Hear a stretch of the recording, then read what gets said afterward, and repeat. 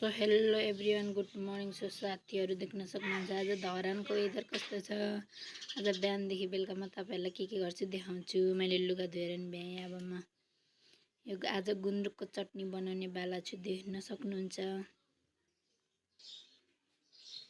अनि यो मासु पकाउँछु मैले आज। अनि यो गोल भेडा र गुन्द्रुकको चटनी बनाउँछु। दामी छ दामी। मेरो मासु नि पाकेर रेडी भएछ। साथीहरू देख्न सक्नुहुन्छ खाना नि पाक्दैछ मेरो। अनि म चाहिँ यहाँ माथि दिदीहरूकोमा जाँदैछु, देख्नुहुन्छ माथि जाँदैछु। दिदीहरू चाहिँ के गर्दै अन्तर्यामी हो बसिरहनु भएको। के भुटन पाको छोरी चाहिँ बसी उभिरहेको छैन, आफ खाँदैछिन्। अनि दिदी के पाको भनेको सबै थोक पाको सबै थोक भन्दै हुनुहुन्छ। यहाँ गुन्द्रुकको अचार बनाउने दिदीले पनि गुन्द्रुकको अचार बनाउनु भएको रहेछ। मैले पनि बनाएको थिएँ। अनि पल्लो चाहिँ आफ लटरमा फलिरहेछ कस्तो मजाले। आजको धरानको वेदर चाहिँ यस्तो छ।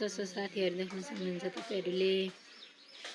अमिले छैन, एकदम सुन्दरमय छ भिन्डीको भुजिया यम्मी छ, भुजिया बनाउनु भएछ दाल यो चाहिँ, अनि मुङको दाल बनाउनु भएछ। अनि फर्सीको मुन्टा हेर्दै खाउँ लाग्दो। ककैलाई मनपर्छ आउनु होला खानुको लागि।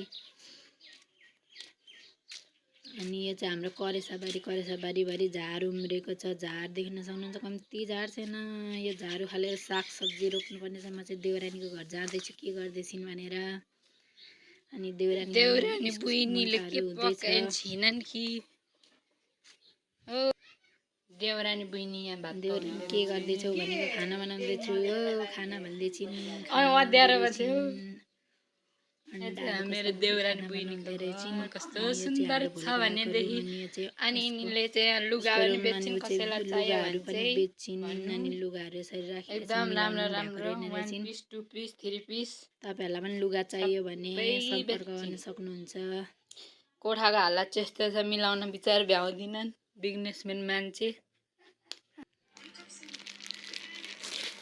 अनि देख्नुहुन्छ भेषहरू कति राम्रो राम्रो बेच्छिन्। राम्रो छ भेषहरू पनि। तपाईहरुलाई मनपर्छ भने चाहिँ अर्डर गर्नु होला, मेसेज गर्नु होला। म नम्बर दिन्छु। यो पनि कति राम्रो छ यो। अनि आज दिउँसो खाजामा चाहिँ मैले चटपटी बनाइदिएँ मेरो नानीहरूलाई। चटपटी खाने भन्दैछु मेरो ठुलो छोरीले, त्यही भएर झालमुडी। सो साथी ककैलाई मनपर्छ आउनु होला खानुको लागि। मेरो दिव्यान्सीलाई चाहिँ अन्डा आलु उसिनेर दिएको अन्डा आलु खाँदैछ। दिबुले चाहिँ अन्डा खाँदैछ। मेरो दिबुले चाहिँ मिठो भन्दैछ अन्डा आलु। कान्छाले पनि खाँदैछ। भुइँमा नराख्नु न। कति मजाले खान्छ, अन्डा आलु खाँदैछ। मेरो दियाले चाहिँ चटपटे झालमुरी खाँदैछ।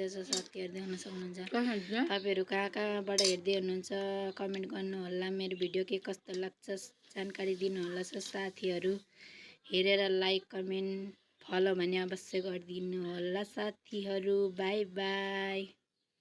बाई साथी।